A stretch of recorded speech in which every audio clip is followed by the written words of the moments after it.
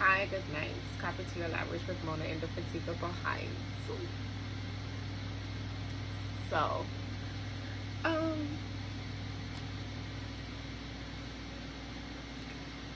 um, remember that if you like what you see, don't forget to like, share, subscribe, hit the notification bell so that you receive a notification when I go live or when I upload a video. Um, so tonight I'm going to talk about a number of things. I'm going to talk about Joseline. I'm just going to go into it.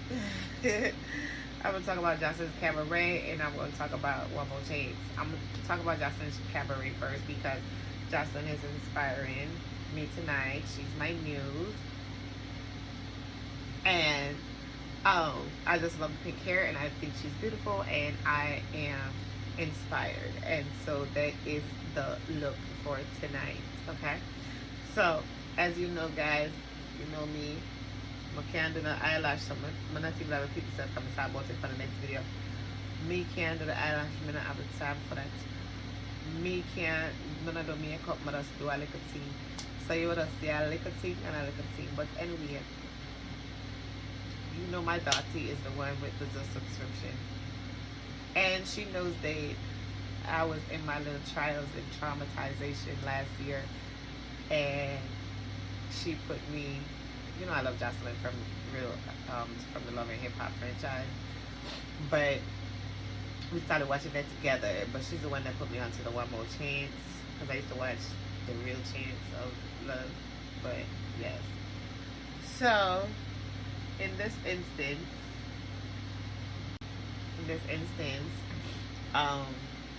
Joseline is back for season 3, and I wanted to give us a little review of the reunion, so of the episode. So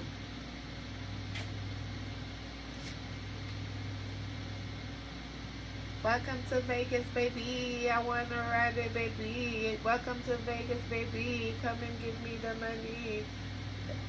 Give me diamonds, give me rubies. Welcome to Vegas, baby. Come give me the money. Give me diamonds, give me rubies. I wanna ride it, baby. I wanna ride it, baby. I wanna ride it, baby. I wanna ride it, baby. I wanna ride. I wanna ride. I wanna ride. I wanna ride. I wanna ride. I wanna ride. I wanna ride. I wanna ride. I wanna ride it, baby. Welcome to Vegas, baby. I wanna ride it, baby. Some hoes in their houses, some hoes in their houses, some hoes in their houses. I wanna ride. I wanna ride. Out, yo.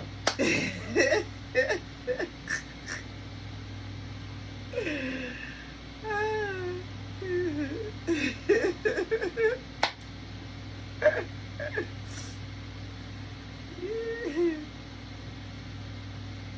know, Joseline would not be Joseline if she didn't give us something to write home about.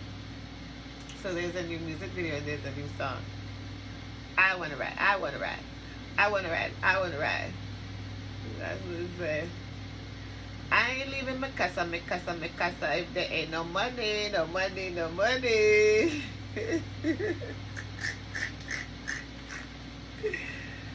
Ah, child.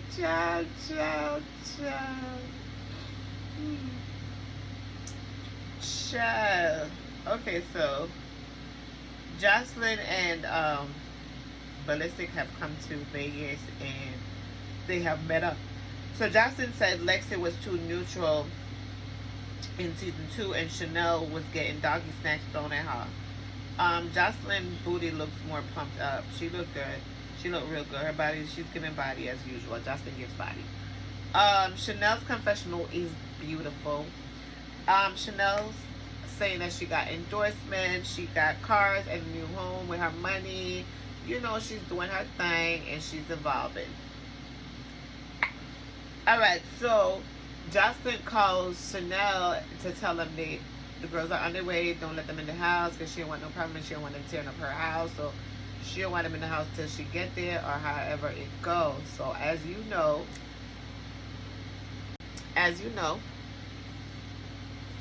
they sitting in the they riding in the van on their way there.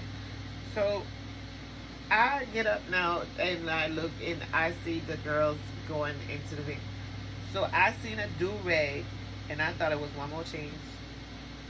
And then they on the bus, and the one with the do rag is molesting people. And then there's this one girl called Genesis. They said she said her name is Henny, and the one with the do rag, her name is K Capri. And then we got this one Amber, and then you have another one Miss Wet Wet, and she crazy. Yes.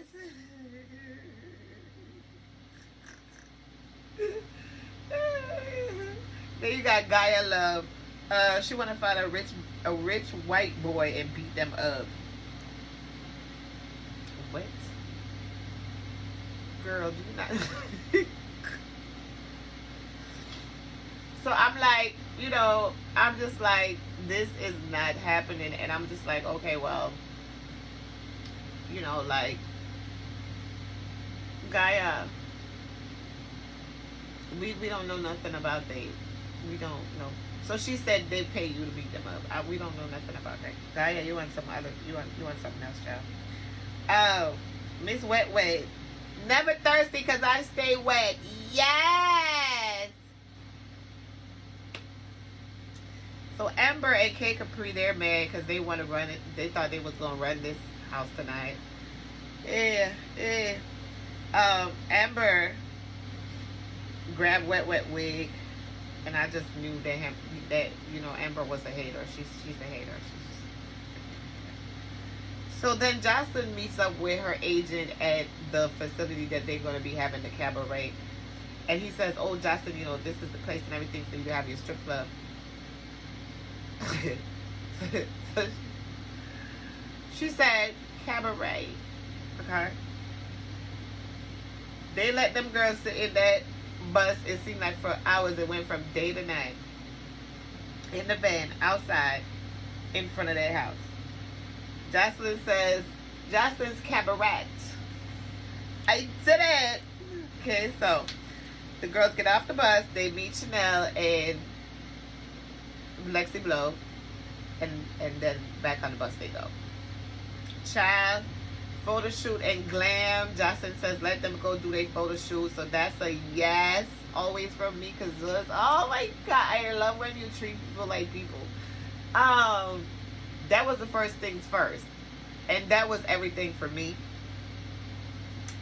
And then I seen Chanel going onto the bus, and I was talking shit about Chanel because I was like, why didn't Chanel get lipo for her big ass belly when not for her big ass belly when Joseline talks about her big ass belly. So I looked and Chanel was looking snatched, and I was like, oh child, I done shot the gun. So that's an apology for Chanel. Yeah girl, Chanel looked good. Oh, I stand corrected. K Capri, some old girl was on the bus talking about why nobody not excited no more, why nobody not talking no more, because everybody's silent, because Chanel and Lexi Blow was on the bus, and they don't know what the dynamic is going to be like, and they don't understand why it had to be like that, and they mad Amber and K Capri. That's who's mad. So they didn't expect that. So then we got Denise, Jordan, Lollipop. Lollipop looks good. The photo shoot was on point. Yes, Chanel. Yes. There's a Black Diamond and a Raven. They came together. That's a duo. Yep. K Capri, she started, talking about her problems, and she was like, her girlfriend had beat her up a couple hours before she came out. She had a bust knot on her head and a busted rib and lips and all types of her body. And I was looking at her one day, so are you the femme, or are you the, what are you, she came out looking femme in the photo shoot, and she was actually, she come out, she looked nice, she looked good. Yes, she did.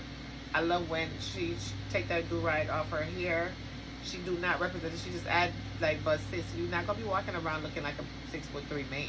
I don't know. The photo shoot was on point. Yes, Chanel. But Amber talking about, so here we go now. Amber and Wet Wet are going at it, and Amber's talking about Wet Wet being extra, saying she's trying to get a record deal because she was singing, and She is embarrassing the company because her girls are out Paris and London, and she's talking about. I'm just looking at Amber like, Amber, do you watch Zeus? Because if you watch Zeus, then you know that Zeus do not have a problem with Paris and London. They like Paris and London. Allegedly. Then she said Wet Wet is a knockoff Boss Tech. I didn't see, but she believed it, child. So knockoff Boss Tech, I don't know. I'm not getting Boss Tech vibes from Wet Wet, because Wet Wet was being extra and yes and all over the place, and I did not get that from Wet Wet. I mean from Boss Tech. Boss Tech may have been a little drunk or whatever, but we never saw it. They were the ones that were really talking about how bad Boss Tech was, you know, the girls, as far as the drinking and everything. So I'm not exactly certain why this is happening, but I didn't like it, and I didn't like that she took Wet Wet wig off. I don't like Amber already. I thought I wanted K Capri to go home, with which they seem to be the same person anyway. But I would rather K Capri stay and Amber go home first, just off her attitude and worrying about somebody else, and them being an embarrassment to carry yourself in a way that you're representing what you're representing of the company and what your problem is. But she was acting like she was on 22. So I don't know what she was on, because she was acting she was seeming a little intoxicated. So I'm not exactly certain what was going on, but she sure started to Wet Wet. Wet Wet was like, I'm always going to defend myself. Wet Wet don't look like she's really a fighter, but she looked like she be having to defend herself. Like, all my life I had to fight. Yes, child. So Joseline looked good. The girls looked good. The photo shoot right off the bat was everything for me. Zeus, you are definitely listening, and I love that. It didn't leave much to be desired. Let's see what next week is gonna bring. You know, Joseline is gonna have to come in because she's the madame, and allegedly, and you know, she has to set the tone and let them know who's in charge and who's running this and all of these things. Because we do not want to repeat, guys. We do not want to repeat of the Lexi situation, because the big Lex. Because the big Lex is over there on some other network doing the same thing Joseline doing over here. And they having a baddies or whatever. I don't know who from Zeus that went. I don't know. She, them, maybe I don't know. Somebody done took Big Legs over to some network where they only got one show, and that's the show with Big Legs. I don't even know the network. My daughter was showing me, they was watching it today. Allegedly. Started the show. It's only got like 1 or 2 episodes. Like Joseline's just coming now, and that's the only show they got. I don't know if it's a pilot, a premiere. I don't know what it is. I don't know if they're trying to see if it's going to take. I don't know. I didn't watch it. It was like, it's just like a knockoff of Joseline, because they're coming in for the $10,000, and the $10,000 they're coming in for, and the girls are fighting from the first moment, and so on and so forth. So it's just like, why would I bother with that when I already got my Zeus subscription, and Zeus give me already enough of it? I would like for Zeus to just give me more diversity. Like, I love the fact that you are employing black people, and I love the fact that you are using black talent. You know, I would like the talents across. Wet Wet came in singing. I don't know if she can sing. I didn't hear no singing from Wet Wet. The clip did not show. So I don't know what Amber is worried about. Amber, leave it up to production to do the editing, please. This is not your job. Just worry about your moment and get a storyline, because I don't know what you, because it's not going to be Wet Wet the whole time. We hope not. So yeah, give us the talent and cross the talent if you have to, but give us diversity. Like, you know, the network needs more current, like concurrent shows that are giving and giving and giving, like a BET. Like, we just need more content, right? So I don't know if we have to buy, like, purchase some other, like, Peacock just started, but I know this is a white owned, more than likely, allegedly, network. So it's not the same amount of money, and it's not the same amount of all of the things you need.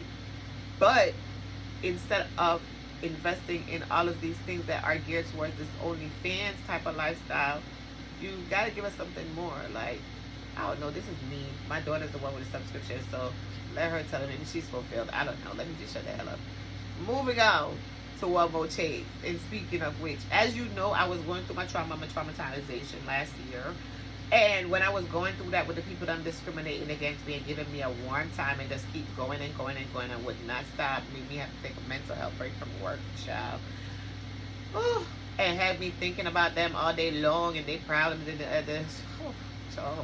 negative energy. Can somebody say negative energy out the door? So all that negative energy was swirling in and around me and in and around me and in and around me. And so I was a little bit disconcerted and I was depressed and I was in my home, suffering anxiety and upset and anger all the time. So I was in my low frequency.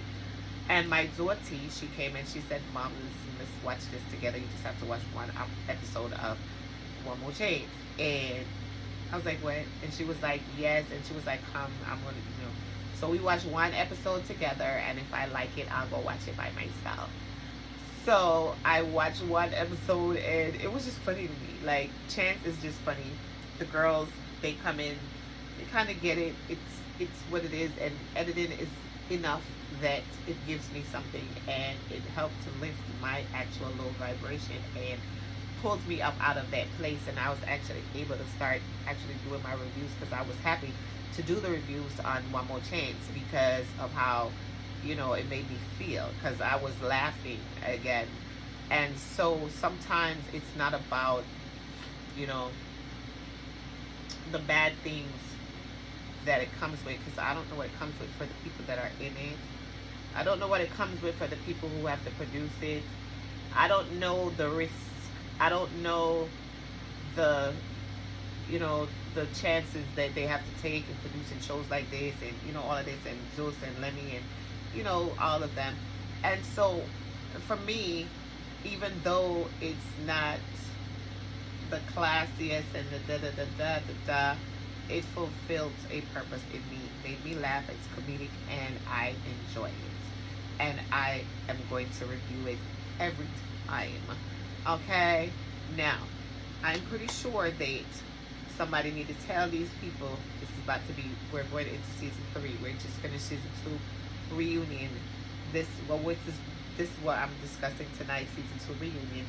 And we're going to go into season 3. Hopefully they'll give me something great and wonderful and I'll be happy. But the women know that Chance is not easy. The show is not easy. And there are a lot of things that occur within the network because it is a black owned network and they're trying to get the ratings and they're trying to lift the network and they're trying to make the network be something. And I think that if they think in the terms of like Netflix and do like some small documentaries on things that are happening in the now, like a TMZ type feel and fashion, that it will help the network to build and to grow because the people already have the subscription. So in order to have them keep the subscription and feel like it's worth it, it has to be other things. Yes, we come to Zeus for the fights and the nitty-gritty of reality TV, but it is a network, and so it can offer way more than that, and the talent can do way more than that. And it's a matter of not just getting them, like wasted or inebriated allegedly so that they can perform these types of things only, but like trying to use the same people. It'll be cool. Like, it's like Tyler Perry used the same people to do his plays. He would introduce different stars because all those people are in Atlanta, but he would use the same core people, like Cora and the man, Mr. Brown, the married couple. They were in so many of those plays that they became their own thing. So that's what I'm saying. Like, that's what that's what Zeus needs. Zeus needs to be able to give us the diversity that is not just the weird and the worst and the what the hell, it's like good TV, right? So the big stories that are occurring in the now, the Kanye, the whatever, like just stuff like that, not parodies, but like a show that gives you, not Kanye, like, you know, like my story about Peter Spencer. That's everybody's story now. Like stories like that, like documentaries on shit like that. That's what Netflix is doing. Netflix is regurgitating the news and the biggest events and making them into a thing and producing shows and getting ratings because they're doing that. So that's it for me. That's my little rant about it. And let me, Zeus, and everybody else, because y'all know how I feel about Zeus. I definitely would promote and I do support Zeus because it is black owned and I do believe in that. But I do believe that if we don't tighten up, we're going to be having some problems later on down the line. But beyond that, I would want us to like move into other projects, hire different people, change up the scenery and the scenario. We cannot just use all of our money into producing these only fine type talent and people and just give us that. No, give us diversity, all right? And I think that you should be making enough money now, hopefully, to be able to do that. So, look, y'all done let New York gone back to Big Brother, and y'all could have had New York on a reality show for yourself, but ain't nobody want to be dealing with certain things. When we step away from the business into the personal and the pleasure, and we do not mix the business with the pleasure and all these things, and it seems like it's a lot of mixing going on. So that's probably the problem. We need to focus on the money. Also the money. Also the money. Also the money. All right. One more chance. The girls came in and people said, child, it started and I was like, wait a minute. What the hell's going on? I see brown sugar and flatback in a fight immediately. So I'm like, well, what's happening, right? I was dumbfounded. And then I saw them in a fight. Child, what's her name? Flatback showed that she had hurt herself and had an arm injury that was like this freaking big presently in the while they was filming. And I'm looking like, they let her fight with that? Brown sugar, child, you lost. Oh, every time. And we ain't gonna have no second election, and we not having no counting of no votes, and we not waiting for no ballots to come in, and we ain't got no time for that. It's over. Child, next thing I look, wop jumping up. I said, well, who is wop beefing with? Like, what's occurring? I don't have a clue. So apparently, child, listen, first of all, me personally, I don't have zero time to be following these people in these reality shows all around IG and everywhere else to figure out when they're going live, to figure out the live is a part of the Zeus network. The live is a part of the show. I don't know. I am reviewing the show when it airs on the subscription, like on the show. So now I gotta go figure out what the hell is going on, and people done did lives, and wop done told brown sugar they Roly Poly was talking about her, and wop was doing a lot of talking, and then she put out Roly Poly address on social media, and it's been a lot of shit going on. And then they were like, child, Roly Poly want to fight. Wop want to fight Roly Poly. She doing a lot of talking, but Roly Poly, you was running from Biggie. You was running. You ran away. You ran all the way away. You said you had to go take care of your kids because you realized that it was going to be a lot of fighting. So you come with the energy. I like it. You definitely representing that you are going to get into, some things, and you want to get into it. Slims was beefing with, I don't know who Sims was trying to beef with. Dottie said she's not trying to beef with nobody because she got braids and she's not in the mess. and you know she's supposed to be a nurse allegedly, so I don't think she want to fight nobody. And who else, child? So in the looks part now, so Skittles came out in her outfit, all dressed in black like the Omen. She was best dressed. Biggie was in that gold dress, and that dress was definitely the dress of the night. And that was the look, her best look all season. Soldier Girl and Smalls, they face was beat to the Soldier Girls looked beautiful. She looked beautiful. Her dress was nice too, but Biggie just kind of surprised us. She knocked us out the ball with the beauty of the gown was everything. Soldier Girl looked good. She looked beautiful. Her face was everything. Smalls' face was beat. I didn't really like the dress. Slim's was okay. She was really wanting to fight. I guess they was trying to fight. Did they fight? There was a lot going on in front of Claudia, Janisha. Janisha couldn't calm them down. Bad and Bougie was doing a lot of talking because Yola ain't come. And Bad and Bougie was like, she ain't come because she got evicted. And, you know, she did her background check. And Yola is off in Florida doing some other man. And Chance was saying that Yola was his buddy and his home girl. And, you know, he loved Yola, but really they knew that Yola wasn't going to be the one or whatever. So I think Yola was kind of a little bit tight. So Biggie was saying that Yola missed her flight and she was going to be there and all this stuff. And, you know, here go Biggie talking for Yola. My girl yelled and da-da-da-da. So I guess you figure it's going to take her somewhere. I don't know. Yes. So that was what was occurring. And then Chance came out, him and Micah. Claudia Jordan was there. I did not like her dress. It looked like she was going to Dancing with the Stars, but it was tight at the top, and I didn't like that. And Janisha looked nice in her pink, hot pinkish metallic jumpsuit. That was cute, and she's always cute. She's always put together. It's always good to see her. I was wondering where she was at. It's been too long, child. And who else? I think that's it that we even bought. It was a couple of people that weren't there.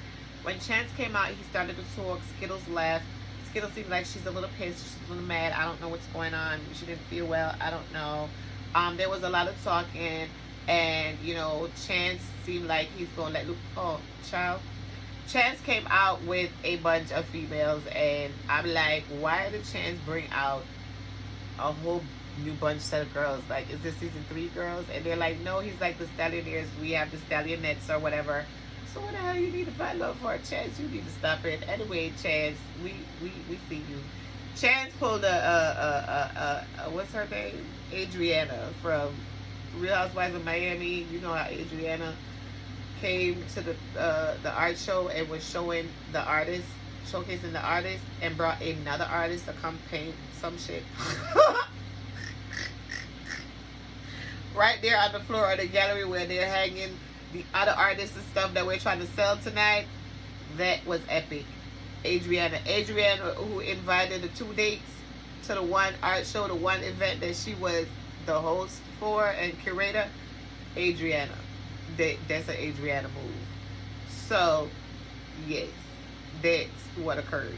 And that's my review. I'm excited to see next week. I see it's going to be a whole lot more fighting, and it's also going to be a lot of talking about Chance and giving Chance a warm time and all this other stuff that's occurring, honey. But that's how it is, and that's how it goes sometimes. So, that's it for that. So, we got those out the way. Let me see what I wanted to talk about next.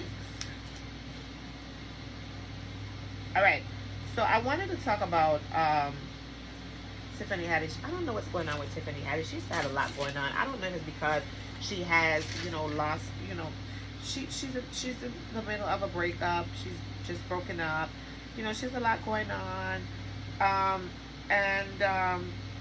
You know, it's just weird. And you know, I'm like, they're trying to make her seem some type of way. I don't know what the way is, but it's not seeming like she's having it together too much right now. Just to let you know.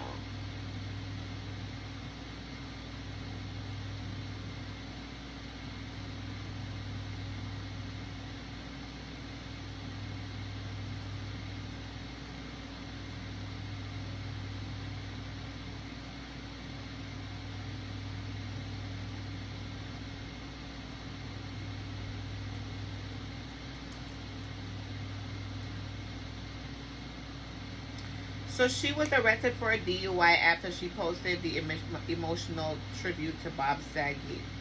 Um, According to cheatsheet.com, Tiffany was arrested for DUI just days after posting an emotional tribute to Bob Saget, um, who died this past week, well, a couple weeks ago.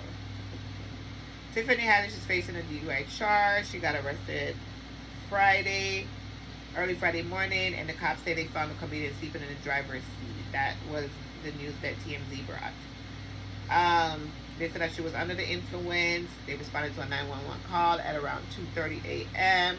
about a driver who had fallen asleep on the wheel on the road. She had an interview that same day in which she mentioned falling asleep while partying. When they asked her who was the biggest partier in the cast of the After Party, an upcoming movie that she's doing, she said Ike Barinholtz. She said, I thought it was a partier until I partied with Ike and I fell asleep at the party, and when I woke up, he was still partying. Oh no. So she posted a tribute to Bob Saget the day after he died. He died on January 9th. He was found dead in his hotel room. Rest in peace, Bob Saget. She said, I'm going to miss you so much. You brought so much joy to this planet. She said, you were one of my first great teachers. You always made me feel safe and worthy. You always made me laugh. Now you make God and all the angels laugh. I love you forever.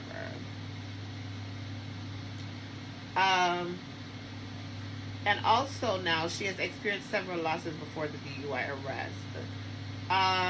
She had an ET interview from the day she got arrested. And she said, now my personal life is in shambles. You know, this year people are like, Happy New Year. I'm like, no, neutral New Year. I'm going to be neutral in the year. She lost her dog of 13 years recently, and her year-long relationship with rapper Common ended. It seemed like it was longer than that.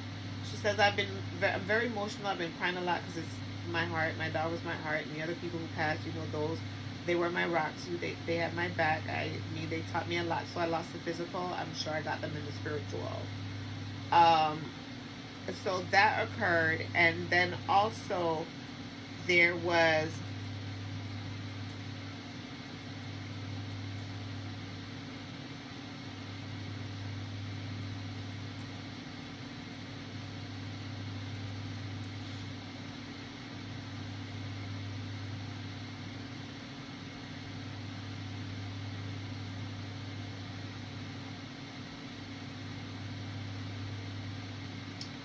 hold on.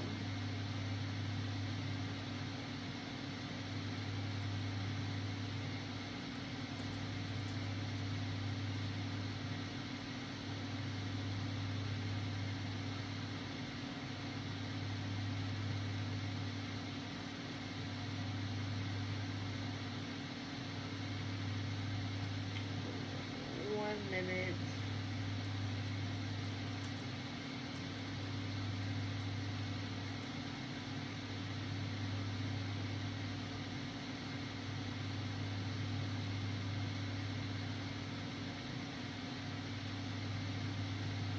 So she went to Eritrea. Her grand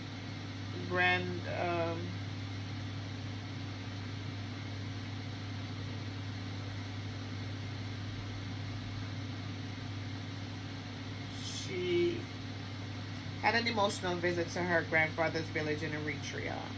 She said, I love my people.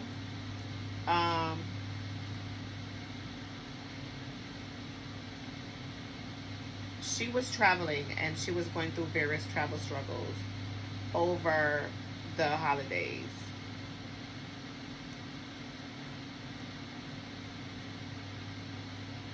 It was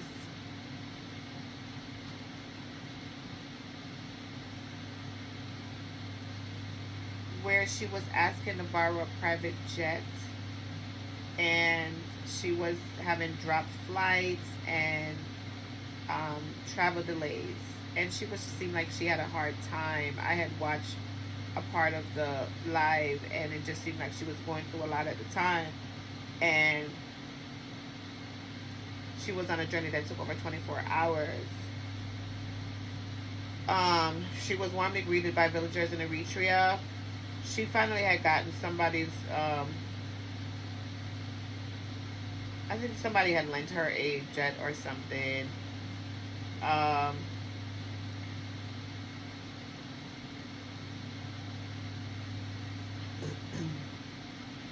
One moment. I'll get it for you.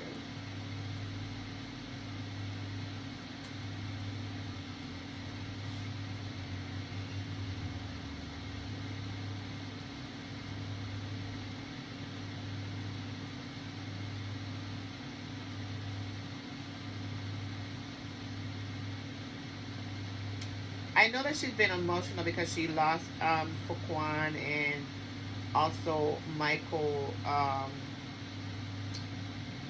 K. So there's talks of that, and I know she had an interview with Hollywood Unlocked. I did not watch the interview, but I wanted to talk about that because I was a little bit, worried. And then in her mugshot, she's smiling, like really smiling in her mugshot, that she got arrested in Georgia for falling asleep at the wheel. So, pray for Tiffany Haddish. I don't know what's going on. I don't know what's all of these things in the media. I don't know if she has a new movie coming up. I don't know if it's publicity. I don't know if it's that she's, even when she did the video earlier in the year where she was talking about her VR game. Yeah, that was back in April, according to thesun.com. She breaks down in tears over busted VR headset and blames boyfriend coming for sneaking up and breaking it. And she said that the headset was in a hard, sturdy case and someone must have broken them on purpose. And she was like blaming coming. And she was crying, allegedly. And she was crying, and she went on Instagram Live. She was very upset. She said that she lost 40 pounds using the VR. She said, I think the universe is jealous. I'm so mad. I don't know if the universe is jealous, but somebody is jealous. She wondered if they broke on their own. She said somebody brought them and put them back in the box. And she was really like, I don't know if it was like a commercial, an ad, but she was really like into it. And you could see that she was really emotionally distraught over the VR headset, which I know people could get emotionally tied to that type of stuff. That's why my daughter told me she wanted a VR headset. I can afford it right now, but with the day that I am, I don't know if I will, because she's already antisocial and I don't know what to expect, and I am not going to let her be more antisocial on my watch. So I don't know what we're going to do about date. I'm just going to cry that I don't have it for the rest of the time. I ain't never going to tell her I got enough to get a date. So that's it for Tiffany Haddish. I wanted to talk about that. We want to keep our eye on that to make sure everything is okay. I know she's having the talks. I know she's having the interviews, but what's really going on? Prince Harry, he's having issues with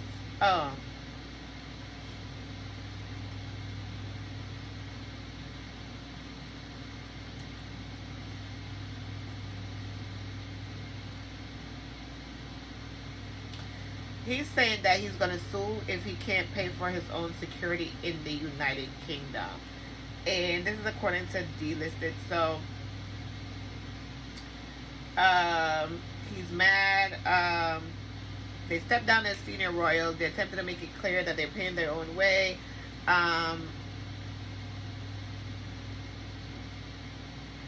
When it was revealed that Harry and Meghan bought their house themselves and carry a pretty huge mortgage, more than likely, a source claimed that Harry could have asked his dad for money, but that he believed that would be going backward when they want to move forward independently. They apparently pay for their own security as well. They want to travel to the UK with their kids, Archie and Lilibet, and they also want to be protected as a family of former senior royals turned regular people. But Harry is still a prince and his grandmother, Queen Elizabeth's grandson, so usually his security would be provided by her. But he doesn't want that because he's like trying to be independent. So the issue is that the UK police won't approve his request for security for his visit, even if he pays for it. So the Duke of Sussex lawyers fired off a pre-action protocol letter to the Home Office Department of the United Kingdom government, that's like Homeland Security, in which they made clear if Harry and his family are not offered public security from police officers and the like while in the UK, they'll be seeking a judicial review. Harry's spokesperson released an official statement regarding the security issue, and it explains that Harry is serious about proper security for the sake of his family. They said Prince Harry has applied for judicial review of a Home Office decision not to allow him to personally pay for police protection for himself and his family when they are in the UK. He says that he inherited a security risk at birth for life. He remains sixth in line to the throne, served 2 tours of combat duty in Afghanistan, and in recent years his family has been subjected to well-documented neo-Nazi and extremist threats. While his role within the institution has changed, his profile as a member of the royal family has not, nor has the threat to him and his family. They personally fund a private security team for their family, yet that security cannot replicate the necessary police protection needed whilst in the UK. In the absence of such protection, Prince Harry and his family are unable to return to his home. They offered to pay personally for UK police protection for himself and his family in January of 2020 at Sandringham. The offer was dismissed. He remains willing to cover the cost of security as not to impose on the British taxpayer. Others who have left public office and have an inherent threat receive police protection at no cost to them. So he wants to ensure safety for himself and his family. So that's a bit of news. That's the international news.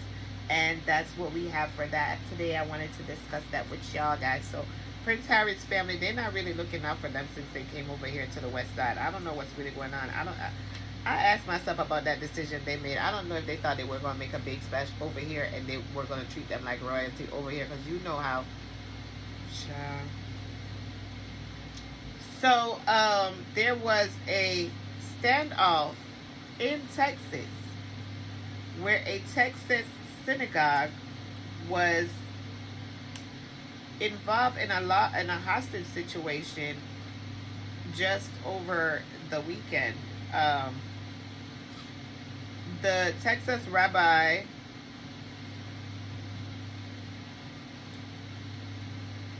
according to STLtoday.com, the rabbi of a Texas synagogue where a gunman took hostages during live stream services says he threw a chair at his captor before escaping with 2 others after an hours-long standoff.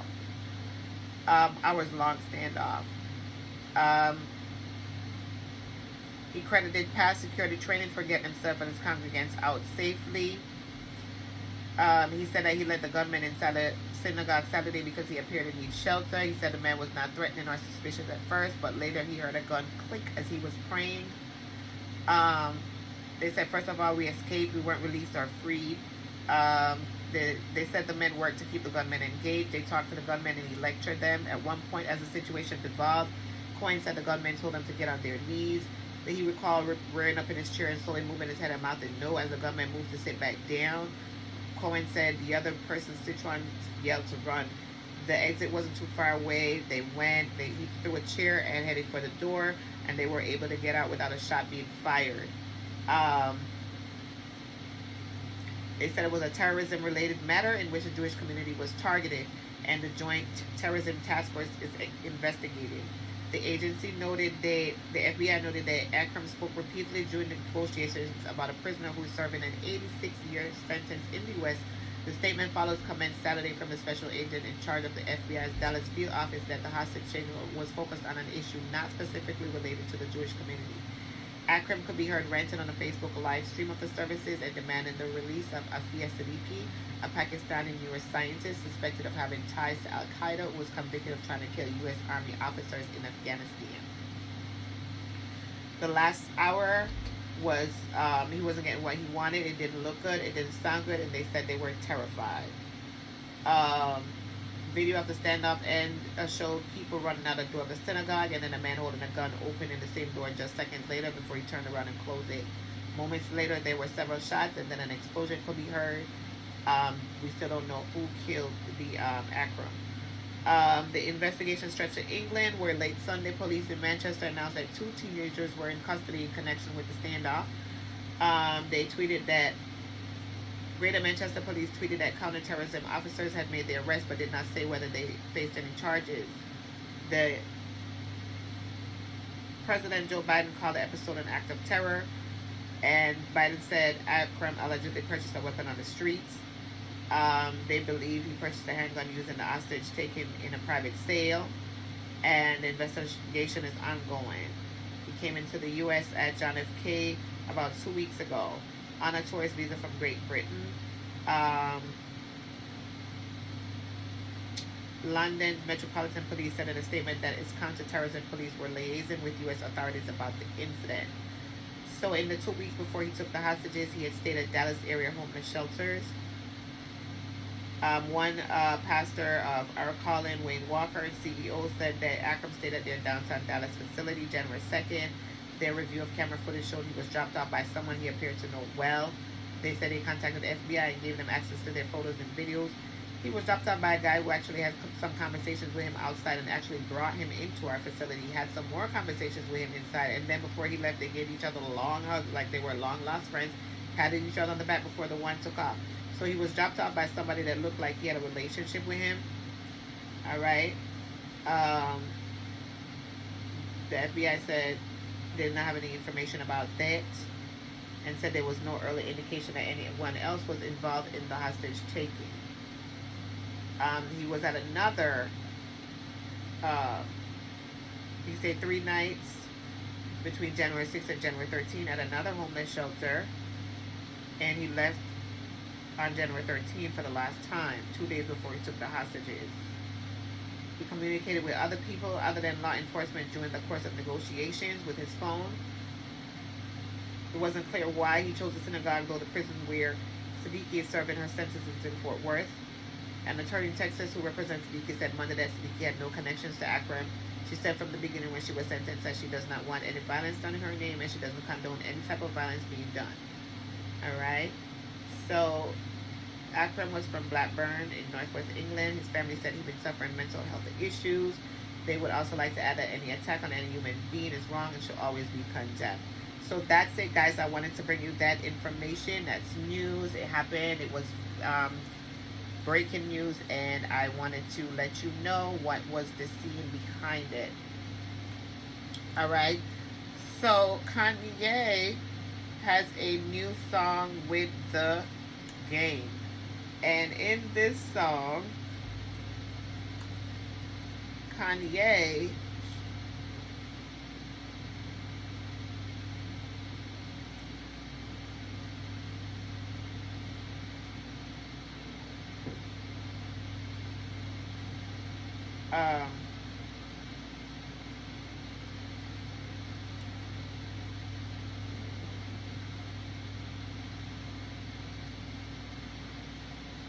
Kanye got a lot going on, child. He done bought the house across from Kim Kardashian.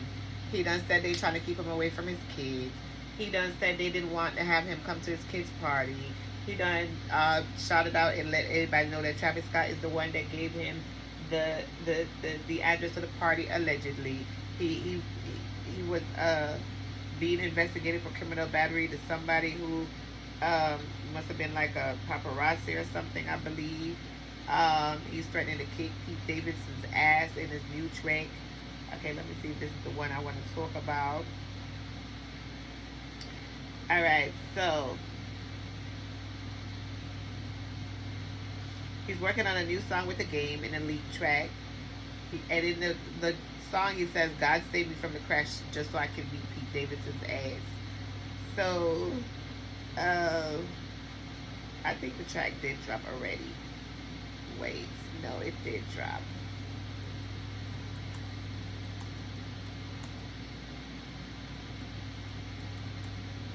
Hold on. The name of the song is Easy. Okay. And he's talking about the damn kids. He's talking about his family. He's talking about a lot. I'm just going to give you a little bit of the lyrics of Easy by Kanye West in The Game.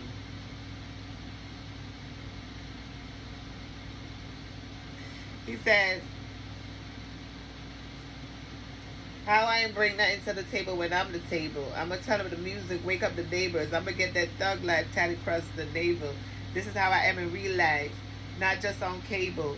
Mr. Narcissist, tell me about my arrogance. No more counseling. I don't negotiate with therapists. God, want to let God in. Hold on, child. God, Want to let God in, but tonight I guess I let my pride win. Cousin Dre sent me scriptures, help me see life better. Nigga, we having the best divorce ever. If we go to court, we'll go to court together. Matter of fact, pick up your sis. We'll go to courts together. I watched 4 kids for like 5 hours today. I wear these easy boots everywhere, even in the shower today. I got love for the nannies, but real family is better. The cameras watch the kids. Y'all stop taking the credit. Non-custodial dad, I bought the house next door. What do you think the point of really being rich for? What when you give them everything, they only want more. Bougie and unruly, y'all need to do some chores. Rich ass kids, this ain't your mama's house. Climb on your brother's shoulders, get that top ramen out. God save me from that crash so I can be Pete Davidson's ass. And my new bad bitch, I know Illuminati mad. This that Illuminati bitch, this that too Bugatti rich, this that God, this that child. Yes, child.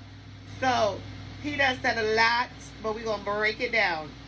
He's talking about allegedly the relationship with him and Kim and the divorce and the therapist business. And he says he does not negotiate with therapists. He said they having the best divorce ever. He lived right across the street. If they go to court, they could go to court together. They could go over to pick up one of his sisters and then go over to courtness together. He watched 4 kids for like 5 hours today. So I guess he was having like half a day worth of visitation. He's wearing his Yeezy boots everywhere, even in the shower, because they water boots. I don't blame him. He said he got love for the nannies, but real family is better. He said the cameras watch the kids. Y'all stop taking the credit. So it's a camera. Child, I don't even want to talk about this new age rich business. He said the cameras watching the kids. Stop taking the credit. So nobody's really watching the kids. Non-custodial dad about the house next door. What you think the point of really being rich for? Okay, you the non-custodial dad. You have no rights. You have no say. He's right next door. I see everything. I know everything. And I am going to stand up for my rights. And you can't get rid of me. He goes on to say, when you give them everything, they only want more. Bougie and unruly. Y'all need to do some chores. Rich ass kids, this ain't your mama's house. Climb on your brother's shoulders. Get the top raiment out. So he's teaching them how to live. They're going to have to live simple with Kanye according to the music that he's writing. I don't know if that's exactly what's really happening in their lives, but I did want to bring that to you. It's a lot going on with Kanye and Kim and the new life. All right, I wanted to talk about Brandy and the ring.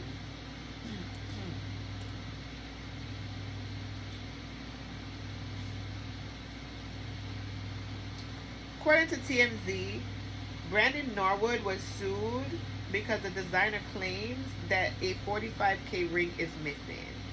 Brandy's denying her involvement. She says she never saw the ring and has no knowledge of it ever being in her presence. It was never a part of her look for the event.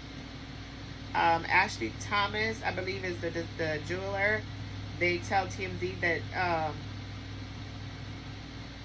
Ashley Thomas must be her stylist. That's her stylist.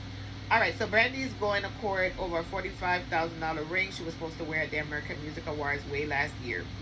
The ring went missing.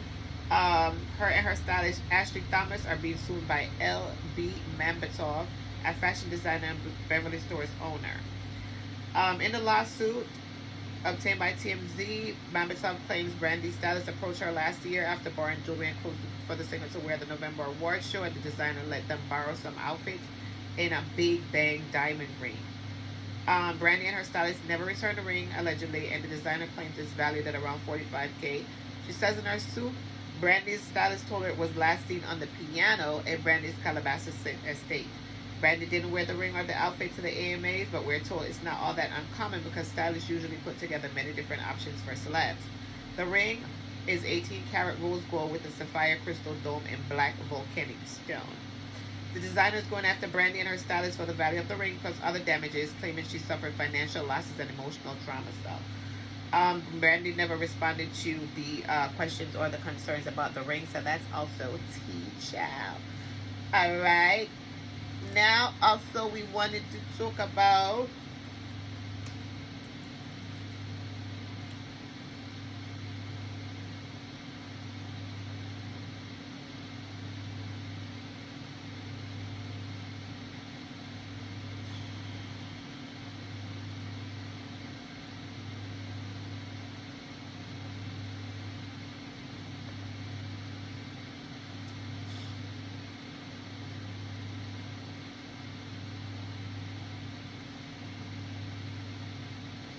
This is very interesting.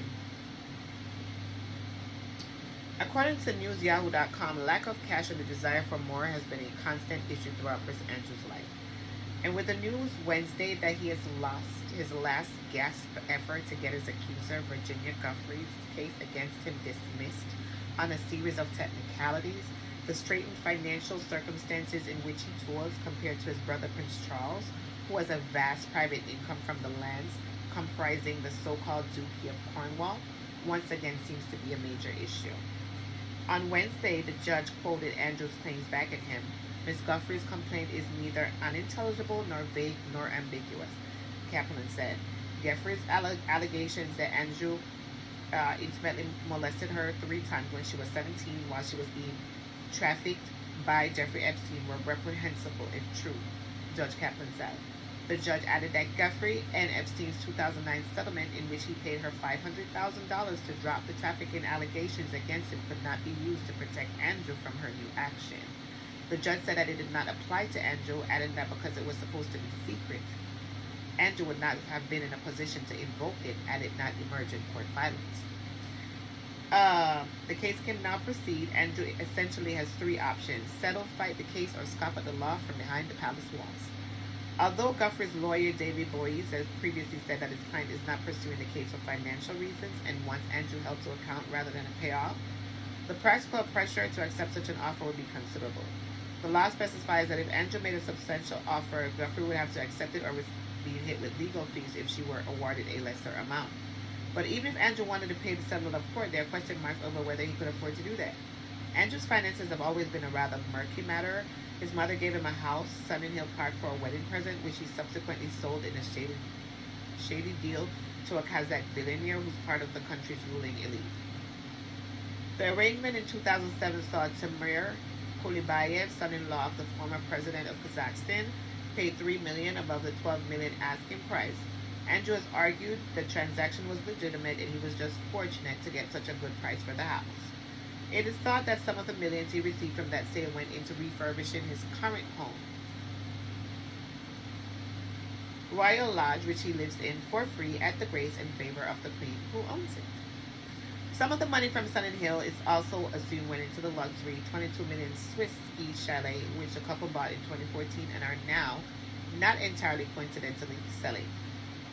A source also told the Daily Beast that Andrew has found a buyer for the property. However, he and his ex-wife Sarah Ferguson, who bought the house together, are thought to only have around $4 million of equity in the property. So he has some money, but as the Sunday Times reported this week, Andrew is thought to have spent in excess of $2.7 million on lawyers so far. Virginia Giuffre has no doubt done the math. Although it is understood his legal bills have been guaranteed by the Queen, Andrew is expected to pay them in the end, presumably when the chalet sells. And if she's not paying his legal bills, it seems deeply unlikely his mother, who has, let us not forget, put plenty of clear blue water between the institution and Andrew, would pay out a huge cash settlement to Giuffre. Doing so would be anathema to the family. The Mirror recently reported that Prince Charles and Prince William are resolutely opposed to the notion of the Queen of funding Andrew's legal battle and thinks it's up to him to sort his own mess out. And were the Queen, who turns 96 in April, to die suddenly, King Charles would be more likely to send his brother to the Tower for the rest of his life than settle his civil suit for him, allegedly. Option 2 is fighting the case all the way to the better end is probably a deeply unappealing prospect to Andrew. That means Prince Andrew would have to give evidence. This would be in the form of deposition, but the truth is that being deposed about his sex life is unlikely to be high on his list. And if he goes through the embarrassment and expense of the case and then loses, he still has a problem of finding the money to settle the judgment. The third intriguing option, in which Andrew sticks 2 fingers up to the New York courts and simply stops taking any further call from Judge Kaplan or his representatives.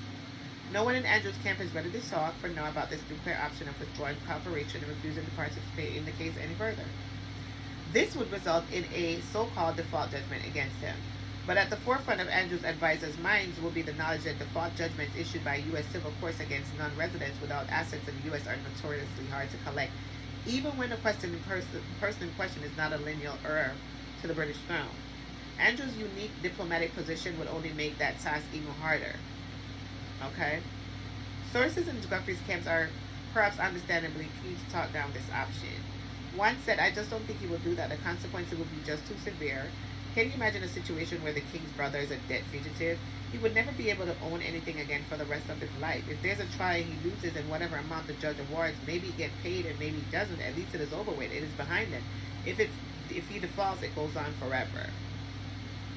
The Daily Beast biographer, royal biographer Penny Jewell, royal biographer Penny Jewell told the Daily Beast that given that Andrew cannot be extradited for a civil claim, it's hard to see how things can get any worse if he simply retires from public view.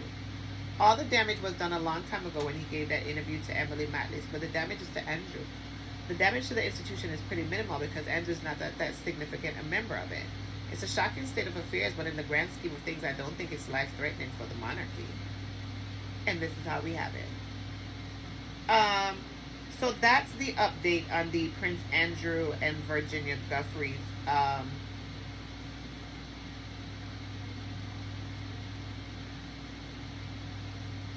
case.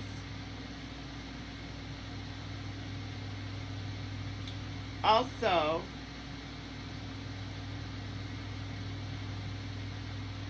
we had a stunning review for Britain's Prince Andrew.